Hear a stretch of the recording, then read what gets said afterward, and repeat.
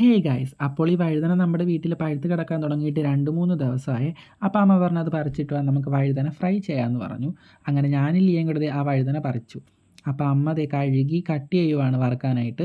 അപ്പോൾ അതിനായിട്ട് ദേ ബൗളിലേക്ക് 3 ടീസ്പൂൺ കടലമാവും, ഓരോ ടീസ്പൂൺ മഞ്ഞൾപ്പൊടിയും മുളക് പൊടിയും കുരുമുളകും ഉപ്പും വെള്ളം ഒഴിച്ച് ദേ നന്നായിട്ട് മിക്സ് ചെയ്ത് വെച്ചു. അപ്പോൾ അതിനിടയിൽ 2 കപ്പ ഇരുന്നത് പുഴുങ്ങാനായിട്ട് വെച്ചേ. അപ്പോൾ അതിനുശേഷം ദേ പാനിലേക്ക് കുറച്ച് ഓയിൽ ഒഴിച്ചതിന് ശേഷം ആ മസാലയിലേക്ക് മുക്കി ഓരോന്നായിട്ട് വറുക്കാനായിട്ടിട്ട്. അപ്പോൾ അമ്മ ഒറ്റക്കല്ല കേട്ടോ, ഞാനും ലിയയും അമ്മേനെ കുക്കിംഗ് പരിപാടിയിൽ ഹെൽപ്പ് ചെയ്യാറുണ്ട്. അപ്പോൾ ഓരോന്നായിട്ട് ദേ വറുത്തെടുത്ത് വെച്ച്. അപ്പോൾ അതിനിടയിൽ ബാക്കിയിരുന്ന വഴുതന നമ്മൾ കടലമാവില്ലാതെ മുളകും മഞ്ഞളും ഉപ്പും വെള്ളം ഒഴിച്ച് മിക്സ് ചെയ്ത് മറ്റൊരു രീതിയിലും കൂടെ ഫ്രൈ ചെയ്ത് നോക്കിയേ. അതങ്ങനെ ദേ പാനിലേക്ക് ഓരോന്നായിട്ട് ഇട്ട് വറുത്തെടുത്തു. അപ്പോഴേക്കും ദേ നമ്മുടെ കപ്പ അങ്ങ് വെന്തു. നല്ല ചൂട് കപ്പ.